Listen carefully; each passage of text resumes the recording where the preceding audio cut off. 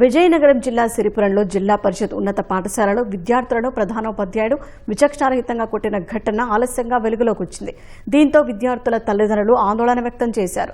క్రమశిక్షణ పేరుతో 10వ తరగతి విద్యార్థులను ప్రధానోపాధ్యాయుడు చితకబాదారు. పాఠశాలలో చదువుతున్న విద్యార్థినితో ఒక విద్యార్థి అసభ్యకరంగా ప్రవర్తించాడని ఆమె బంధువులు ప్రధానోపాధ్యాయుడి దృష్టికి తీసుకెళ్లారు.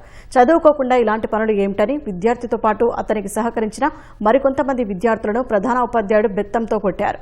పిల్లల చేతులు కాళ్లపై గాయాలు కావడంతో విద్యార్థుల తల్లిదండ్రులు ఆందోళన చేశారు. విద్యార్థులను క్రమశిక్షణలో పెట్టేందుకే మందలించినట్లు ప్రధాన ఉపాధ్యాయుడు తెలిపారు. 10th క్లాస్ బి సెక్షన్ అందరినీ ల్యాబ్లోకి రమ్మన్నాడు.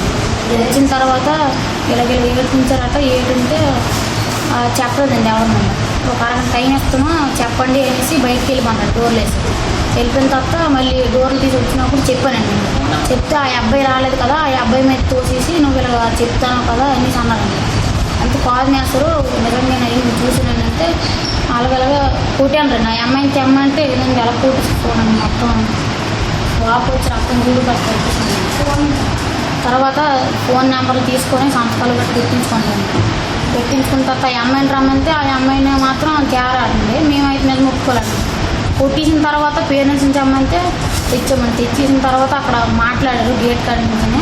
హెచ్ఎం సార్ కాడికి మాత్రం రానివ్వలేదు. అంతా అయిపోయిన తర్వాత తెచ్చారండి. తెచ్చేసి 3 అబ్బాయిలు తప్పించి ఎవరో కామెంట్ చేయలేసి ఆ అమ్మాయి చెప్పిందండి. సార్ పట్టక ముందేమో 3 తప్పించి అందరూ కామెంట్ చేసేటట్టు నుంచి రివర్స్లో చెప్పేసి కూడా అన్నారండి.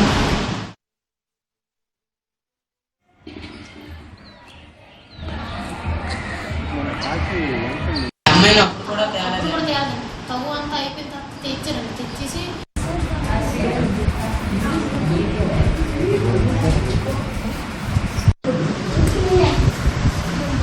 అవునా